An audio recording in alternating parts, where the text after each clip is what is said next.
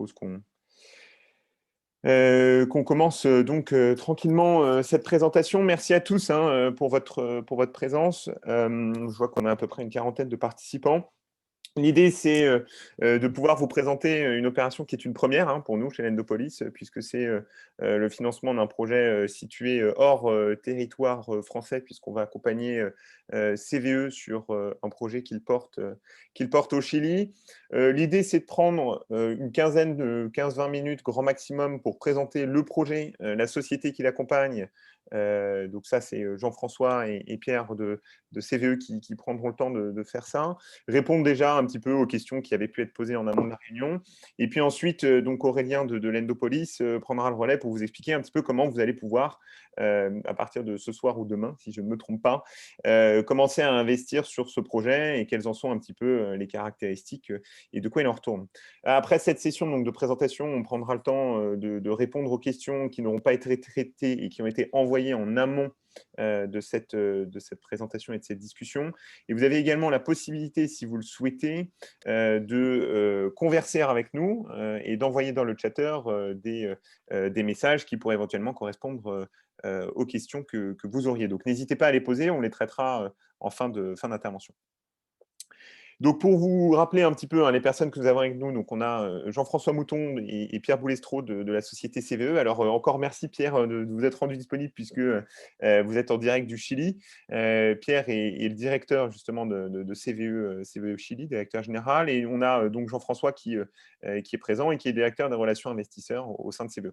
Et puis, vous pouvez le voir sûrement à votre écran aussi, nous avons donc Aurélien, directeur des opérations et du développement chez l'Endopolis. Je vous propose qu'on commence, Jean-François, je pense que c'est vous qui allez prendre la main sur cette partie-là, avec un petit peu de présentation sur CVE, l'entreprise, son activité, éventuellement un petit peu son historique, et puis derrière, on déroulera sur le Chili et le projet. Jean-François, je vous laisse la main. Bien, merci. Tout d'abord, merci pour votre présence à tous pour ce webinaire dans le cadre de la présentation de cette opération, et merci également à notre partenaire l'Endopolis d'avoir organisé cette rencontre entre nous et nos futurs j'espère, investisseurs. Donc, pour faire assez rapidement, puisque le temps est un peu compté, le groupe KVR Energy, donc le groupe CVE, est une société basée à Marseille et fondée en 2009 par 3 associés fondateurs. Nous sommes un producteur indépendant d'énergie renouvelable, multi-pays et multi-énergie. Donc, nous sommes implantés en France, évidemment, au Chili, aux États-Unis également. Et nous développons notre présence sur le territoire africain depuis notre filiale située en Afrique du Sud, qui a ouvert depuis peu. Auparavant, nous le faisions directement depuis le siège. Nous sommes actifs donc sur les marchés du photovoltaïque, de l'hydroélectricité, du biogaz, ou méthanisation organique pour ceux qui connaîtraient au travers de ce nom-là. La stratégie du groupe est basée sur la production d'énergie décentralisée, c'est-à-dire des centrales de taille intermédiaire, et sur un modèle de vente directe de l'énergie. L'objectif étant de répondre aux besoins énergétiques et environnementaux des entreprises, mais surtout des collectivités, par des infrastructures de production qui sont donc locales en fait, de par leur taille. Pour soutenir cette approche locale, on dispose d'ailleurs de 6 bureaux régionaux. Donc on a un bureau à Paris qui va ouvrir très prochainement, un à Lyon, Toulouse, Rennes, Fontainebleau et Dijon, ce qui permet d'ailleurs à nos développeurs d'être donc au plus proche du terrain puisque basés directement dans leur région. Notre métier, vous le voyez en haut à droite de la slide, est composé, je dirais, de 3 grands éléments, même 4, puisqu'il y a le financement dedans. Donc, notre métier est donc de développer, financer, construire et exploiter des centrales ENR et surtout de les exploiter dans la durée, donc à minima pendant 30 ans. Donc, on maîtrise cette chaîne de valeur, ce fameux développement, financement, construction et exploitation. Donc, on maîtrise cette chaîne de valeur puisque toutes les équipes qui travaillent sur ces points-là sont internalisées au groupe KVR Energy. D'ailleurs, on a un axe fort chez KVR qui est la qualité, puisque depuis quasiment les débuts de l'entreprise, la totalité de cette action, de cette chaîne de valeur est certifiée ISO 9001. Si on reprend un peu les données du groupe, pour vous donner un peu une idée de la taille aujourd'hui du groupe CVE, le parc actuel en exploitation et en construction est de 450 MW.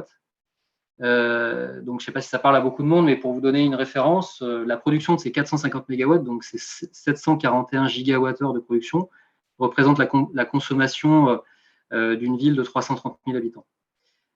Ces 450 MW représentent d'ailleurs pour le groupe, en termes d'investissement, un montant de 632 millions d'euros, donc déjà investis dans des infrastructures qui sont en exploitation ou en cours de construction. En termes de RH, je dirais, de collaborateurs, nous sommes aujourd'hui 212. Alors, la fiche n'est pas tout à fait à jour, mais c'est vrai que chez CVE, ça avance vite en termes de recrutement. Donc, aujourd'hui, nous sommes 212 salariés avec une répartition qui est la suivante. 160 personnes sur le territoire français, 33 personnes au Chili, si je ne me trompe pas, et 18 personnes sur notre filiale des États-Unis. Le chiffre d'affaires électrique de 2020 du groupe CVE était de 38 millions d'euros, c'est-à-dire la vente d'énergie sur l'année 2020 était de 38 millions d'euros. Un point qui est important, puisque c'est là où on va puiser notre capacité à pouvoir réaliser notre business plan, notre projection sur 5 ans, c'est notre portefeuille en cours de développement. Donc celui-ci aujourd'hui est de 1,2 gigawatts. Pareil, pour vous donner un peu des équivalences, puisque ce n'est pas forcément évident pour les non-initiés. 1,2 gigawatts, ça représente environ 1,2 réacteurs nucléaires. Donc c'est une puissance qui est quand même assez conséquente. Et sur ces 1,2 gigawatts, nous avons 757 mégawatts qui sont en cours de développement sur le territoire national. Ensuite, en termes de projection, où est-ce que le groupe CVE veut aller? Notre objectif, c'est de déployer 2 gigawatts d'actifs en exploitation à l'horizon 2025, avec plus de 50% de ce déploiement qui se fera à l'international. D'ailleurs, dans ce sens, il y a un fait marquant qui s'est opéré chez Cavernergie en 2020, fin 2020, et qui permet de nous doter des moyens et de renforcer les moyens du groupe pour justement aller chercher cet horizon, cet objectif de 2 gigawatts. Et en fait, on a opéré une ouverture de notre capital avec le fonds d'investissement ICG, donc avec qui nous avons réalisé une opération en fonds propres, quasi fonds propres, pour une enveloppe de 100 millions d'euros. Voilà, je pense que j'ai à peu près fait le tour, un peu big picture du groupe CVE. Peut-être passer la main à Pierre. Alors, juste Jean-François, je vais anticiper quelques petites questions, parce que c'est vrai qu'il y a pas mal de notions qui vont être reprises après.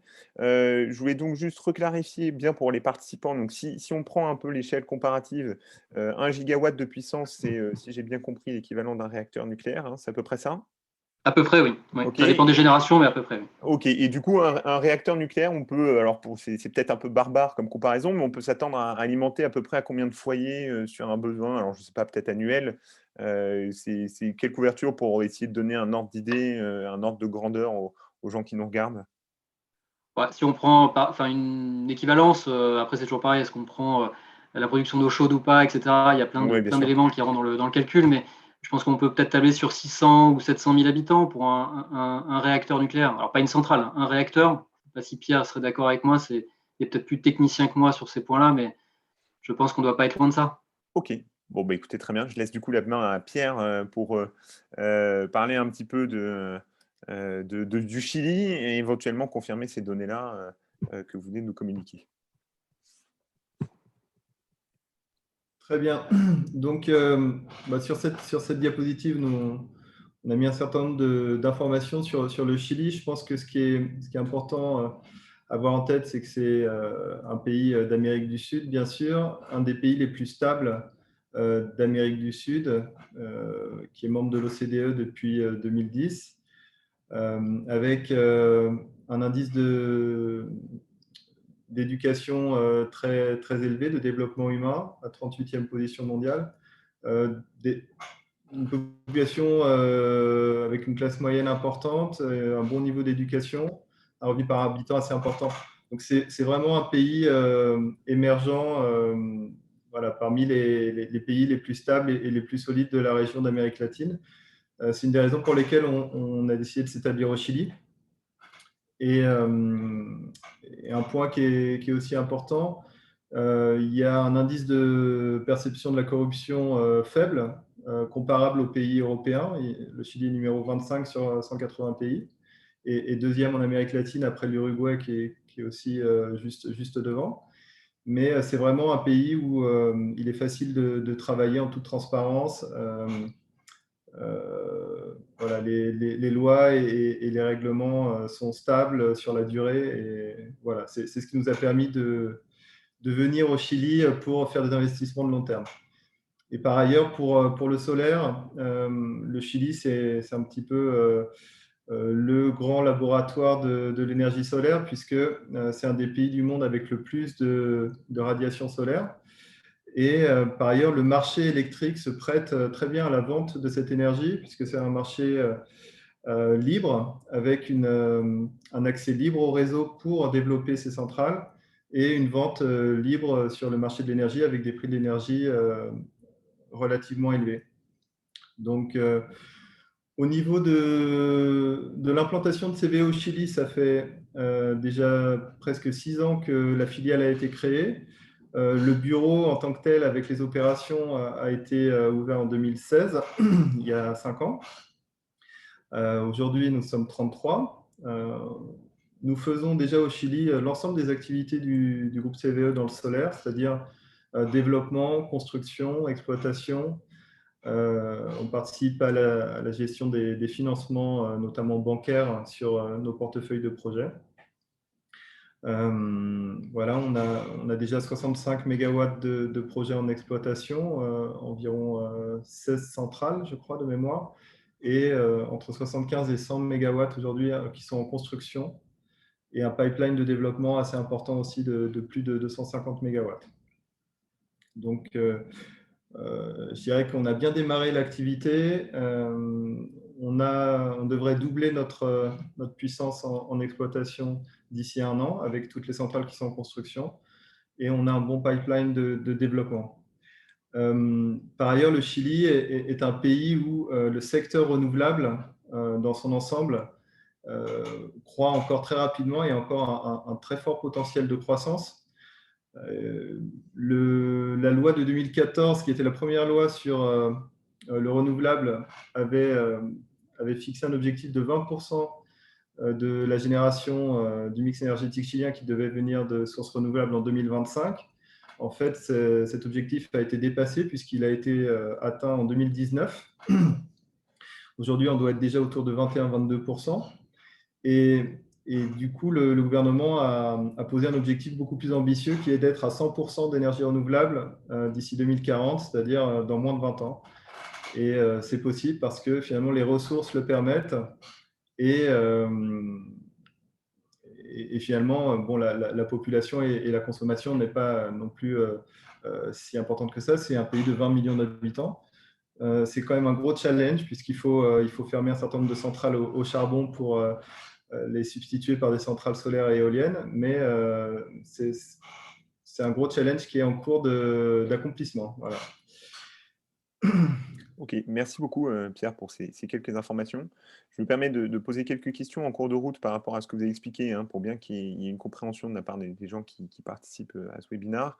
Peut-être déjà réexpliquer un petit peu quelle est la différence entre exploitation, construction et développement, parce que c'est vrai que c'est des notions qui parlent aux gens qui sont dans les énergies renouvelables, mais qui peut-être pour des gens extérieurs ne sont pas forcément très évocatrices. Et puis aussi avoir une idée peut-être sur le Chili ou même de manière générale, combien de temps on peut espérer entre le début du développement, hein, puisque c'est la première phase de ces projets-là, et la sortie et la mise en exploitation de ces centrales solaires qui sont produites, qui sont mises en place par CVE. Oui, tout à fait. Donc, pour faire un projet solaire, il faut commencer par définir l'endroit où on va se mettre. Donc, l'endroit où on va se mettre, c'est-à-dire trouver le propriétaire d'un terrain qui va nous louer son terrain pour une durée longue, de 30 à 40 ans. Il faut également avoir la connexion électrique, donc avoir l'autorisation de se connecter sur le réseau proche de ce terrain. Et ensuite, il faut développer tous les permis environnementaux pour avoir le droit de construire la centrale. Donc, ça, c'est ce qu'on appelle le développement. Et ça dure environ 2 ans entre le début, le moment où on trouve le terrain potentiel, et l'obtention des derniers permis. Je dirais 2 ans, c'est le temps moyen. Ensuite, une fois qu'on a tous ces permis, on est libre de construire le parc. Donc, la construction du parc, ça dure entre 6 et 9 mois en général. Et ensuite, on passe en phase d'exploitation, c'est-à-dire que le parc est construit, il produit de l'énergie, il est connecté au réseau. Donc, on produit cette énergie, on s'assure que le parc va fonctionner de manière optimale pour ensuite pouvoir vendre l'électricité et générer évidemment des flux de cash pour pouvoir rembourser l'investissement et faire d'autres projets. Ok. Donc, grosso modo, on peut se dire qu'on est entre 2 et aux alentours de 3-4 ans pour la durée de vie avant la mise en exploitation d'une centrale solaire. Exactement, oui. Ok. J'avais une autre petite question qui m'est venue de part, justement, voilà, vous avez évoqué dans la phase d'exploitation l'intégration de l'électricité produite au réseau. Vous avez parlé aussi de marché électrique sur le Chili. C'est peut-être une notion qui ne paraît pas forcément claire pour les gens qui ne sont pas initiés. Comment vous le définiriez ou comment vous pourriez le représenter, un marché libre? Alors, c'est un marché finalement où il y a un accès libre au réseau, c'est-à-dire que n'importe qui peut développer ses centrales et générer de l'énergie. Ensuite, sur la vente de l'énergie, il y a pas mal de questions sur la vente de l'énergie.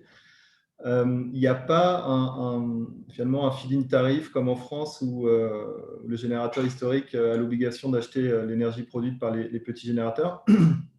En revanche, il y a un système de stabilisation des prix pour les petites centrales comme les nôtres. Donc, en fait, les centrales sont toutes inférieures à 9 MW et d'une certaine manière, on s'adosse à une réglementation favorable pour ces petites centrales, qui sont des petites centrales distribuées sur le territoire, pour lesquelles on peut vendre l'énergie à une sorte de prix moyen du marché.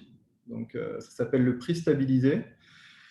Et c'est une formule qui tient compte du prix instantané de l'énergie et des prix moyens de PPA, c'est-à-dire de contrats bilatéraux d'énergie de long terme.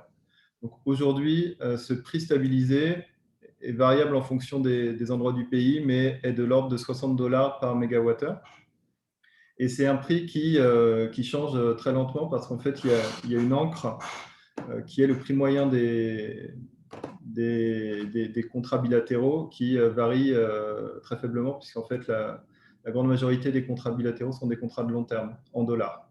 Donc, il y a une ancre en dollars autour de $70 qui fait que ça tire les prix stabilisés vers le haut.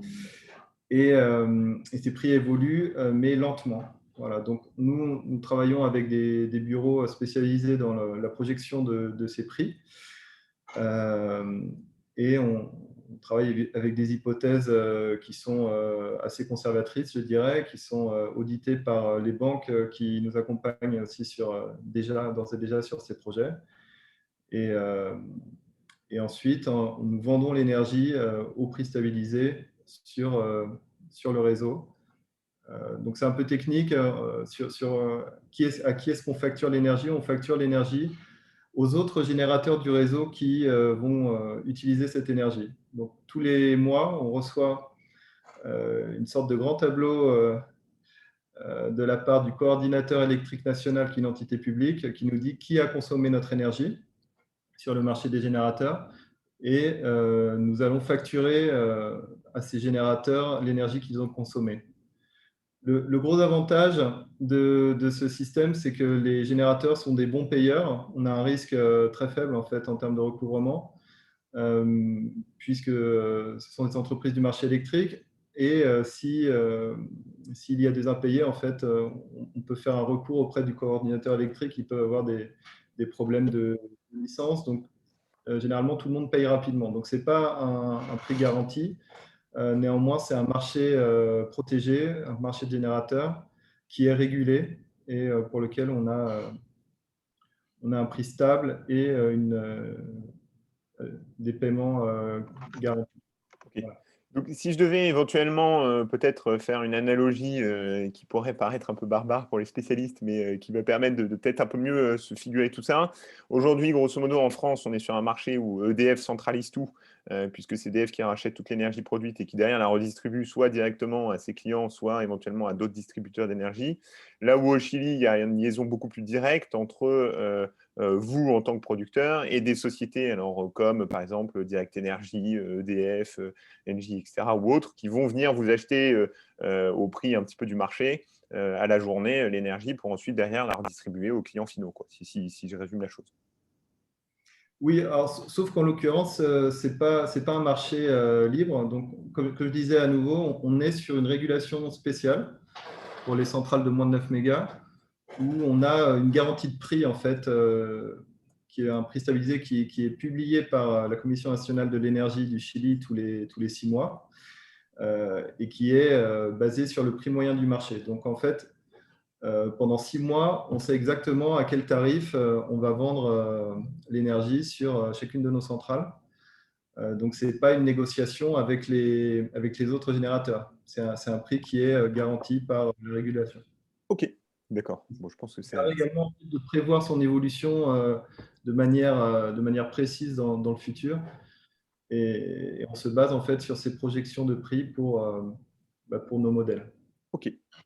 Et d'ailleurs, je pense que cette stabilité permet d'ailleurs à nos actifs d'être très bien financés par nos partenaires bancaires et institutionnels sur place. Hein, justement, cette visibilité sur le prix de vente de l'énergie, sur la certitude de vendre d'ailleurs les mégawatts, enfin les gigawattheures produits. Et ça, je pense que c'est l'élément phare en fait. Hein. Si des instituts et des bancaires vont sur ce type d'actifs, c'est que justement la garantie est assez conséquente. Ok. Bon, écoutez, Exactement. Et j'ajouterais que c'est un secteur extrêmement actif. Il y a énormément d'investisseurs internationaux de tous les pays qui cherchent à se placer sur ce marché des petites centrales distribuées. Et on a la chance en fait d'être depuis le début sur ce système et d'être un des pionniers, un des mieux placés sur ce segment de marché. Ok. Écoutez, vous me permettez justement de faire un peu le rebond et d'avancer sur notre présentation, rentrer un peu dans le vif du sujet, à savoir quel va être le projet que les personnes donc, vont pouvoir accompagner, sur lesquelles elles vont pouvoir investir à travers la plateforme Lendopolis. Peut-être nous en dire plus voilà, sur ce groupement de centrales, c'est qu'après, on va voir un peu où elles sont situées et voir aussi des exemples de réalisations que vous avez déjà faites, hein, puisque du coup, vous venez de nous indiquer que vous étiez dans les acteurs pionniers sur ce marché-là, en tout cas dans les acteurs français. Je vous laisse la main du coup, Pierre. D'ailleurs, pour commencer, les 14 centrales dont nous parlons aujourd'hui sont toutes en opération, sont toutes connectées au réseau et produisent toutes. Hein. Elles ont été mises en exploitation entre fin 2017 et le début de cette année. La puissance cumulée est de 61 MW, environ 65 millions de dollars d'investissement. Le système de vente de l'énergie, j'en ai déjà parlé assez largement, donc je ne vais pas revenir dessus. Et ensuite, en chiffres, donc une production annuelle de 120 gigawattheures. En termes de foyers chiliens, ça serait équivalent à 30 000 foyers, donc peut-être une ville de 50-60 000 habitants. C'est toujours un peu difficile de faire des comparaisons parce qu'on a souvent les chiffres de consommation globaux du pays qui incluent l'industrie, etc. Mais grosso modo, ce serait une ville de 50-60 000 habitants et évidemment beaucoup de CO2 évité par cette production, 46 000 tonnes par an. Un chiffre d'affaires prévisionnel par an de l'ordre de 8 millions de dollars. Ça, c'est important également. On est sur des centrales solaires au sol exclusivement, hein, c'est bien ça. Hein. Tout à fait. Et toutes ces centrales sont, donc, comme je disais, en service et financées avec une banque partenaire, Natixis. Donc, elles sont entièrement opérationnelles. Il n'y a aucun risque opérationnel. Ok, donc ça c'est quand même un point de rassurance hein, pour les gens qui nous regardent, c'est de bien comprendre que toutes les centrales aujourd'hui sont en opération. Éventuellement, j'anticipe une petite question qui est beaucoup revenue hein, en amont de la présentation, c'est vu que ce sont des centrales au sol, on sait en France, l'État, à travers ses appels d'offres, s'offre un droit de surveillance un petit peu sur les impacts écologiques des opérations et des centrales. Est-ce que là, éventuellement, vous pourriez nous en dire un petit peu plus sur vous, l'impact écologique de ces 14 installations-là, en termes de respect de la faune, de la flore, des populations locales, etc.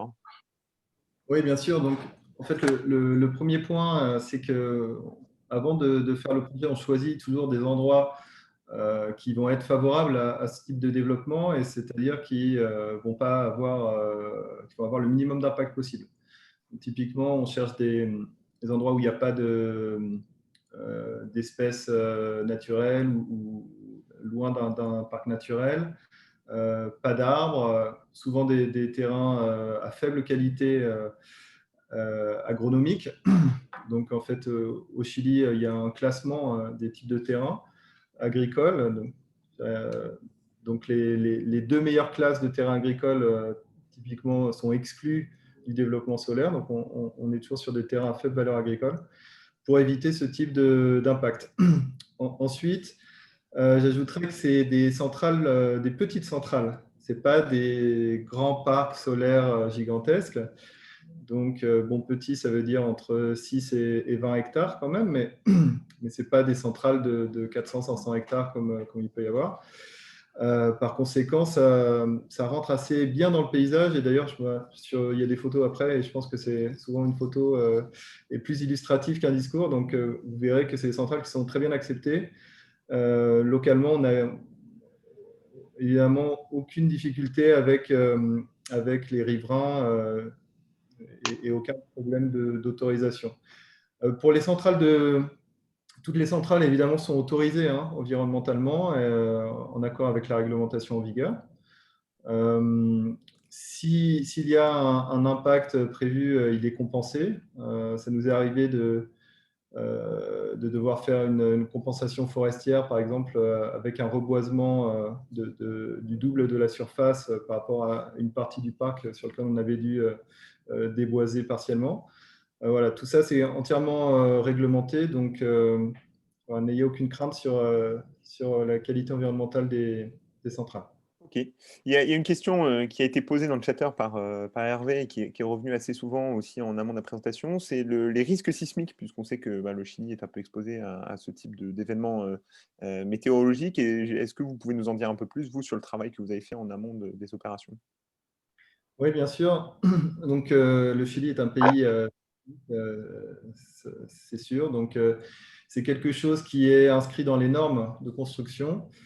Il y a 4 zones, 1, 2, 3, 4. Alors, la plupart du Chili est en zone 3 et 4.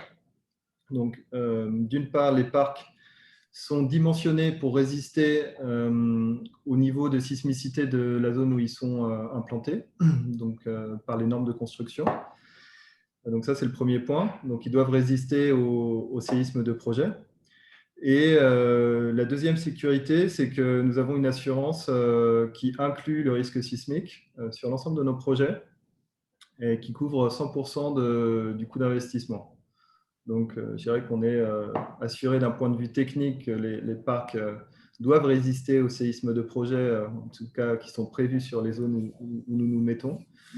Et par ailleurs, nous sommes assurés en cas de séisme exceptionnel. Donc, voilà, je pense que c'est sous contrôle. Ok. Après, en effet, c'est deux éléments de réassurance importants sur ces projets-là. J'enchaîne un petit peu parce que, mine de rien, le temps file et on a encore quelques informations à traiter. Donc là, on voit les centrales financées. Peut-être est-ce que éventuellement, vous pouvez nous dire, alors je pose la question, je n'ai même pas la réponse, mais est-ce qu'il y a un impact de par l'emplacement sur la taille des centrales, etc. J'imagine que les emplacements ont été choisis évidemment en amont ou autre, mais est-ce que vous pouvez peut-être en dire un petit peu plus sur cette répartition géographique des différents projets?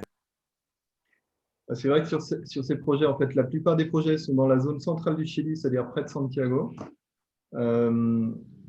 Le principe de ces centrales, c'est d'être toujours près de centres de consommation et sur des lignes de distribution, c'est-à-dire proche de la consommation des résidents, ce qui nous permet donc d'être éligible avec ce système.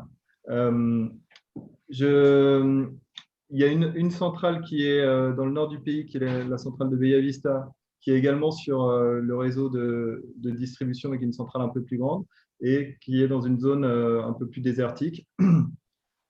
Mais voilà, généralement, c'est vraiment près de Santiago, les 90% de nos centrales. Ok. J'enchaîne du coup avec les deux visuels de centrales qui ont été déjà réalisés par CVE. Et de fait, on voit bien que, en tout cas sur la première photo, déjà, il y a ça sur un espace où il n'y a pas eu de déforestation. Et j'imagine que sur le deuxième, c'est pareil, il y a dû avoir toute cette vérification en amont de l'implantation. Voilà, exactement. Donc, ça, c'est 2 parcs qui sont tout près de Santiago, qui ont été les premiers qui ont été mis en service.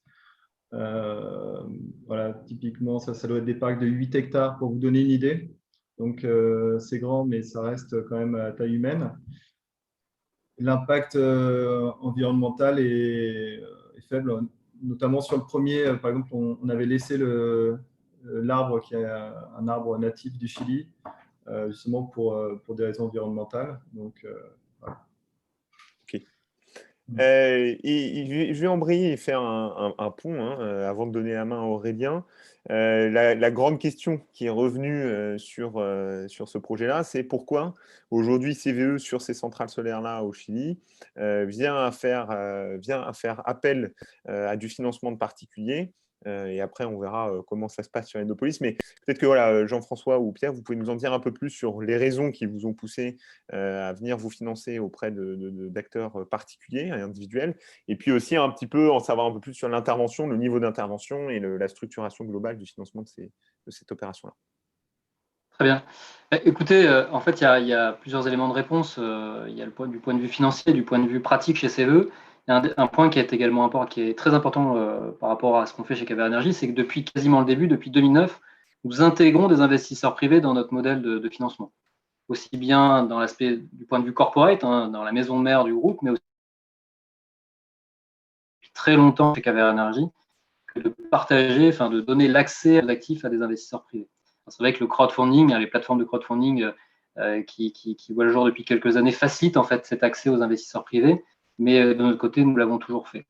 Ensuite, dans un deuxième temps, du point de vue très financier, nos actifs à l'international et au Chili plus particulièrement sont assez bien financés par des partenaires classiques, bancaires, institutionnels, comme le disait Pierre tout à l'heure. Donc sur un CAPEX, un coût d'investissement qui est de l'ordre de 65 millions de dollars, vous l'avez vu tout à l'heure, on est assez bien accompagné par ces partenaires-là qui vont venir répondre à environ 75-76% du besoin. Donc ils vont nous permettre de financer 76% de cette enveloppe-là. Tout le reste, de façon très classique, ce sont des fonds propres en général, des fonds propres apportés par le porteur de projet qui est le groupe KVR Energy. Évidemment, ça représente des sommes très conséquentes. Vous l'avez vu, on a un business plan qui est assez ambitieux en termes de développement. Donc, si KVR Energy demain devait laisser, je dirais, des fonds propres de façon conséquente sur tous ses actifs, évidemment, ces fonds propres viendraient à manquer pour continuer à développer par ailleurs nos activités dans d'autres pays, sur d'autres activités, et même pour continuer à développer de nouvelles centrales au Chili, comme on l'a là aujourd'hui. Pierre, un plan de développement qui est très conséquent aussi. Je crois que tu as 100 mégawatts à lancer en construction quasiment sur l'année. Donc évidemment, ça va demander des fonds propres aussi très conséquents. Et donc, encore une fois, si on immobilise dans le temps, dans un temps long, en fait, nos fonds propres sur des actifs qui sont en exploitation et qui sont financés, ça fait un peu moins de sens. Donc, dans cette logique de partager également ces actifs avec des investisseurs, il a été pris la décision de refinancer une partie de ces fonds propres en laissant rentrer des investisseurs privés en tant qu'actionnaires sur ces actifs-là. Donc, tout ce que viendront mettre ces investisseurs privés sur ces actifs, spécifiquement, permettra à KVR Energy de récupérer autant de fonds propres qui lui permettra à nouveau de pouvoir les utiliser pour continuer à développer sur le territoire ou ailleurs dans le monde ou sur d'autres technologies. Ok. Et, ça me paraît assez clair. Je pense que s'il y en a qui, dans les participants, ont des questions, n'hésitez pas à les mettre dans le chatter, mais la motivation et la raison de refinancement de fonds propres pour venir aller accompagner votre développement et vous permettre de dégager un peu de trésorerie pour aller atteindre ces objectifs ambitieux que vous êtes fixés me paraît assez clair. Du coup, Aurélien, je vais te laisser la main pour en dire un petit peu plus sur finalement comment ça va se présenter pour toutes les personnes qui souhaiteraient investir, déjà en passant par l'Endopolis, et puis en dire un peu plus sur éventuellement les différentes étapes, les informations auxquelles ils auront accès et les démarches à réaliser. Bonsoir à tous, je vous remercie donc d'être présents ce soir. La relation, je vais juste reprendre un petit historique. On accompagne CVE maintenant depuis quelques mois, puisqu'on a mené un premier lot d'opérations locales sur le territoire français.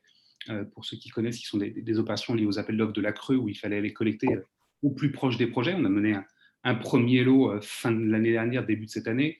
On vient d'en lancer un nouveau, donc on a un partenariat qui s'était bien établi et on a commencé à appréhender avec eux ces projets chiliens qui présentaient un profil de risque certes différent, puisqu'on est sur une géographie et un cadre légal qui change complètement de ce qu'on peut connaître en France, mais qui nous ont ça nous a permis d'appréhender complètement et de mesurer le niveau de risque des projets, qui présentaient surtout un avantage, c'est que ce sont des projets qui sont vraiment déjà en service avec un risque fin de développement construction qui est complètement éteint, chose qu'on voit assez rarement sur les projets qu'on qu'on propose et qui sont à construire en France. Ça, c'est un élément important. Et donc, on a décidé de développer ce partenariat et d'insister sur de nouveaux projets. Il y a un autre élément que je tiens à mettre en avant, et Pierre l'a évoqué, c'est qu'une des volontés de l'Endopolis, c'est de proposer des investissements à impact. Donc certes, le rendement financier est important, mais cet impact sur les émissions de carbone est pour nous un élément qui est clé. Et il est certain que le système électrique français, grâce au nucléaire, est peu émetteur de CO2. Donc, quand on installe des centrales solaires en France, on vient malgré tout améliorer ce sujet parce qu'on évite entre autres d'autres centrales au charbon, au gasoil ou au gaz dans le reste de l'Europe. Mais l'impact CO2 au Chili est très important, puisque ça reste un mix énergétique qui est très différent de celui qu'on peut connaître en Europe. Et à chaque fois qu'on installe une centrale solaire au Chili, ce sont à terme des centrales au charbon qui disparaissent du pays. Donc, voilà, outre ce rendement financier qui, vous le découvrirez quand la collecte sera en ligne, est intéressant, on avait cet élément impact qui pour nous était primordial. Voilà sur la relation avec CVE et pourquoi on accompagne ce projet. Pour ceux qui souhaitent donc avancer sur cette opération, c'est une opération en obligation qui vous sera proposée. Vous la découvrirez sur le site, je l'espère ce soir ou tout début de matinée demain. Il y a encore quelques petits ajustements techniques, signatures électroniques et autres à finaliser pour que vous puissiez le découvrir. Il vous suffit d'aller sur le site. L'accès au site est complètement gratuit. Il n'y a pas de frais d'inscription quoi que ce soit. Vous livrez quelques justificatifs, répondez à un questionnaire, ça prend environ 5 minutes si vous avez les pièces justificatives à disposition pour vous inscrire et être autorisé sur la plateforme, ce qui se fait assez rapidement. Donc, si vous n'êtes pas encore inscrit et que vous faites la procédure ce soir, théoriquement demain, vous aurez accès à l'opération. Et puis ensuite, il vous suffit d'investir et de choisir votre montant d'investissement et le mode de paiement qui peut se faire soit en carte bancaire, soit en virement selon le montant que vous envisagez. Donc, tout ceci se fait de façon complètement en ligne et de façon très facile. Et puis ensuite, vu qu'on est sur un produit obligataire, sans vous faire découvrir, puisqu'on est contraint par la réglementation et on ne peut pas vous donner trop d'informations, vous aurez un produit financier qui sera compris dans une fourchette assez habituelle côté l'Endopolis, entre 4,5 et 6% brut, qui vous sera délivré tous les ans. Et au terme du produit, vous serez remboursé. Donc, tout se passe en ligne et avec la plus grande facilité, je l'espère. En tout cas, ce sont les retours qu'on peut avoir de la plupart des membres de notre communauté. On en est donc maintenant à votre disposition pour quelques questions sur le temps restant. Merci à tous pour ces informations et voilà, cette volonté d'essayer d'expliquer à quoi correspond le projet, CVE, etc. Ça me permet d'en savoir un peu plus. Je réponds, il y a pas mal de questions qui avaient été aussi posées en amont sur l'instrument financier. Donc, ce seront des obligations, comme Aurélien l'a mentionné. Du coup, ce sera avec des versements annuels et un remboursement du capital à la fin. Il y a eu une petite question qui a été posée par Monsieur Font pour savoir si c'était éligible à des supports défiscalisants comme le PEA ou le PEA-PME. Aurélien, je crois que ça ne sera pas le cas. Ça ne le sera pas parce qu'on sera sur un produit obligataire et donc pour l'instant, on ne pourra pas l'inscrire dans votre PEA-PME. Ok, merci beaucoup. Avant de passer sur quelques questions qui avaient été posées en amont et qui n'ont pas encore été traitées, juste vous récapituler que malheureusement, bon, voilà, la réglementation nous contraint à ne pas pouvoir vous donner les conditions financières de crainte de faire un marketing un peu trop agressif sur ce produit. Mais voilà, notez que l'Endopolis, c'est une inscription qui est 100% gratuite et qui est surtout sans engagement. C'est-à-dire que si après votre inscription, vous vous rendez compte que les conditions ne sont pas assez intéressantes pour vous, vous pouvez tout à fait ne pas donner suite sans aucun souci. Il y a pas mal de questions qui ont été posées en amont de la présentation sur CVE. Alors, j'ai bien compris que vous avez expliqué que le Chili était un marché assez intéressant parce que ça pouvait servir de laboratoire sur le développement de la technologie photovoltaïque. Il y a eu des questions pour savoir est-ce que vous avez d'autres projets qui ont été faits, qui sont en cours ou qui sont à venir et sur lesquels éventuellement également vous intégrez la possibilité de faire intervenir les particuliers dans le financement des projets ou d'une partie des projets. Je vais peut-être laisser Jean-François répondre. Oui, on aurait pu répondre à deux, puisque sur la partie projet, évidemment, oui, comme je disais tout à l'heure, chez Pierre Boulestro, il y a beaucoup de projets qui sont à venir. comme on l'expliquait, hein, quelques 100 mégawatts sur l'année 2021, début 2022, donc sur des volumétries conséquentes. Évidemment, on traitera de la même manière en fait le financement de ces actifs, donc avec du financement senior institutionnel et également ce qu'on appelle chez nous les co-investisseurs, donc les investisseurs privés, tout à fait. Ok. Il y a eu deux, trois questions aussi qui tournaient au sujet des sociétés, des acteurs qui avaient été utilisés ou qui sont utilisés sur place par CVE. Est-ce que ce sont des équipes qui sont, du coup, j'imagine, très, très certainement chiliennes? Est-ce que c'est des équipes propres à CVE? Est-ce qu'éventuellement vous traitez aussi avec des entreprises locales? Voilà, c'est des petites questions qui ont été posées sur cet impact-là. Oui, donc déjà, on a quand même constitué une équipe assez importante de CVE au Chili, puisqu'on est 33 aujourd'hui.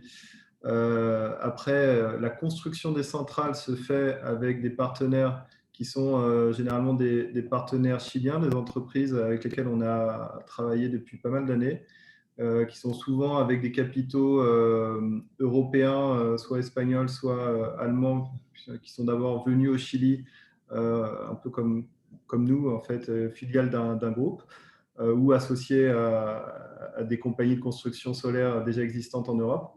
Voilà, tous ces partenaires oui, sont vraiment dans le tissu chilien, je dirais, aujourd'hui.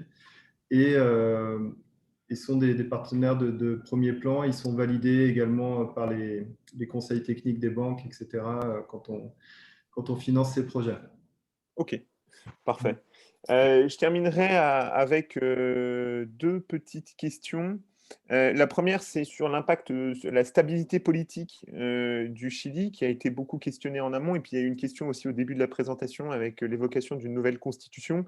J'imagine que c'est des choses que vous regardez de près et sur lesquelles vous prenez éventuellement des matelas de sécurité, si on peut dire ça comme ça.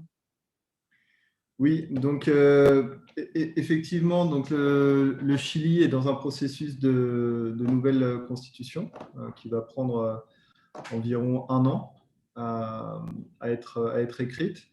Quand même, le consensus global, c'est qu'il devrait y avoir une continuité. En tout cas, le Chili a toujours assuré la continuité de la stabilité régulatoire de ces lois, de ces normes. Et en tout cas, dans les débats sur la nouvelle constitution, il y a beaucoup de débats sur justement l'environnement. L'environnement va être certainement placé parmi les priorités de la nouvelle constitution, le social. On pense que les changements devraient être plutôt favorables au secteur renouvelable que l'inverse. Ensuite, concernant la régulation des PMGD eux-mêmes, en fait, les centrales sur lesquelles nous travaillons, de moins de 9 MW, elle vient d'être réformée. En fait, il y a eu un nouveau décret pour modifier légèrement la formule de prix l'année dernière. Donc, on est assuré que ça ne va pas rechanger dans les prochaines années. Et ce qui a été très intéressant dans ce changement de formule de prix, c'est qu'ils vont assurer l'ancienne formule pendant une période de transition de 14 ans pour permettre finalement le respect des investissements passés. Et ça, c'est quelque chose de très important et je pense de très fort dans la culture légale du pays. Donc, il y a vraiment une stabilité juridique sur laquelle on peut compter et qui a joué d'ailleurs quand on a décidé d'aller au Chili. Ok. Bon, écoutez, merci pour tous ces éléments. Je pense qu'on peut terminer. Il y a eu une question qui est revenue, Aurélien, sur les fourchettes d'investissement, donc c'est-à-dire les montants qui pouvaient être positionnés par éventuellement les clients sur l'opération chez nous. Les fourchettes, alors habituellement, on a des produits d'investissement qui sont accessibles à partir de 20 euros. Là, il sera un petit peu plus élevé. Il sera fixé à 200 euros, ce qui varie un petit peu par rapport à nos habitudes. Et les maximums sont souvent sans contrainte. Et ce sera le cas là. Et de toute façon, l'enveloppe est relativement conséquente pour accueillir l'ensemble de vos souscriptions dans les jours et semaines qui viennent. Ok.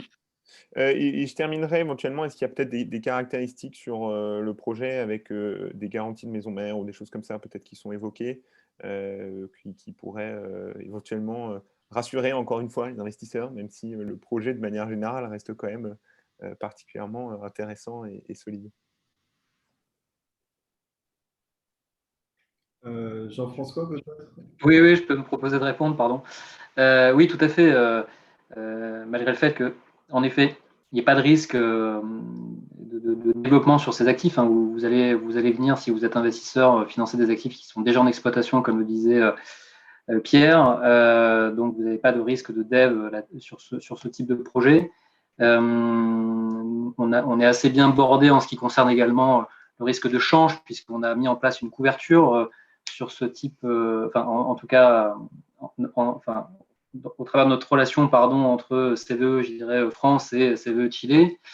Et enfin, il faut savoir également une chose qui est importante, c'est que la société qui est émettrice de cette obligation est une société française, hein, qui n'est pas une société chilienne. Donc, vous êtes également dans un cadre réglementaire qui est assez précis. Donc, mais au-delà de ça, après discussion également avec Landopolis, il nous a paru pertinent de pouvoir rassurer encore un peu plus nos investisseurs sur ce type d'actifs. Et puis, encore une fois, c'est pour nous également la première levée en France pour financer nos actifs chiliens. Donc, il était important de pouvoir apporter une garantie complémentaire, et ce qui a été fait en mettant en place une garantie maison mère, en fait, sur le capital engagé par nos obligataires. Ok. Écoutez, merci pour toutes ces informations. Je pense qu'on a quand même déjà bien fait le tour de la question. En plus, on a un petit peu débordé sur notre timing, parce qu'on est maintenant à une quarantaine de minutes d'intervention. Je voulais vous remercier tous les trois pour votre présence. Pierre, petite mention spéciale quand même pour votre présence depuis le Chili.